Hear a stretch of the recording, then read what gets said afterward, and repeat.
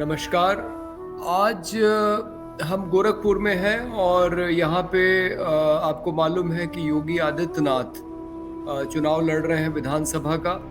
उत्तर प्रदेश के मुख्यमंत्री दोबारा सरकार बनाना चाहते हैं और दोबारा मुख्यमंत्री बनना चाहते हैं। लेकिन आज मैंने उनके खिलाफ जो लोग लड़े हैं उनमें से एक प्रत्याशी चंद्रशेखर आज़ाद, जो आज़ाद समाज पार्टी से लड़ रहे हैं, उभरते हुए दलित नेता हैं भारत के, उत्तर प्रदेश के ही नहीं। और ऐसा माना जा रहा है कि मायावती के बाद शायद वो स्थापित होंगे एक बड़े दलित नेता के रूप में। उनके लिए हमने प्रचार किया। कचहरी में आज उनका प्रचार था, वकीलों से मिल रहे थे।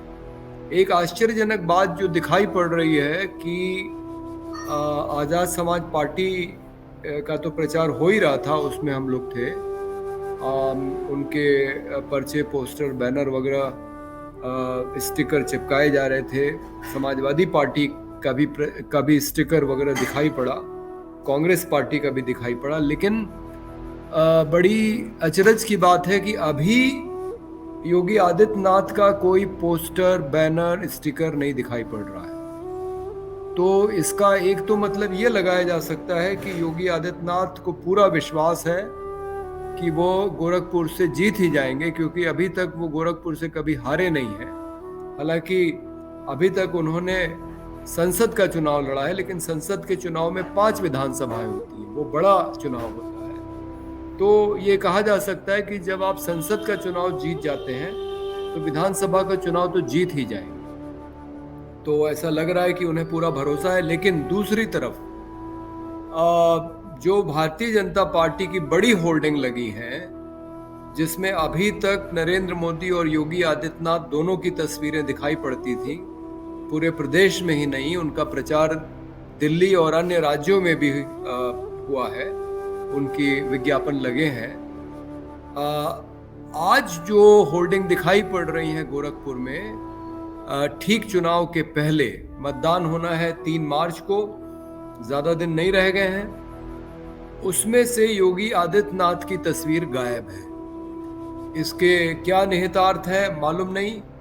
क्या भारतीय जनता पार्टी की सरकार बनेगी भी तो योगी आदित्यनाथ मुख्यमंत्री नहीं बनेंगे, एक ऐसा भी कुछ लोग अनुमान लगा रहे हैं। लेकिन ये थोड़ी सी आश्चर्य में डालने वाली बात है कि योगी का कोई प्रचार नहीं और योगी का चेहरा भारतीय जनता पार्टी की होर्डिंग से गायब है। सिर्फ नरेंद्र मोदी का चेहरा वहां पे है।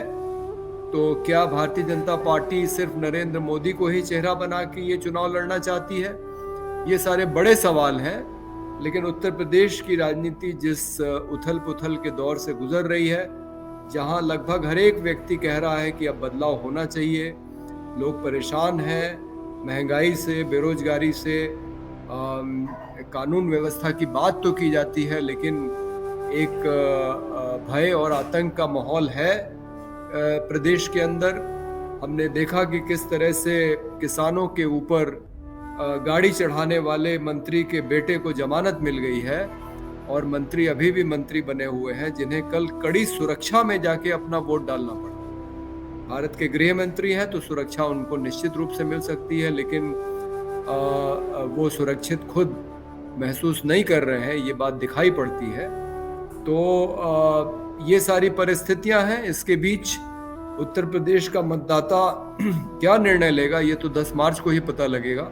लेकिन ये निश्चित है कि एक बदलाव प्रदेश की राजनीति में भी और भारतीय जनता पार्टी के अंदर भी दिखाई पड़ रहा है, और कुछ अनपेक्षित परिणाम की हम अपेक्षा कर सकते हैं 10 मार्च को। बहुत बहुत धन्यवाद।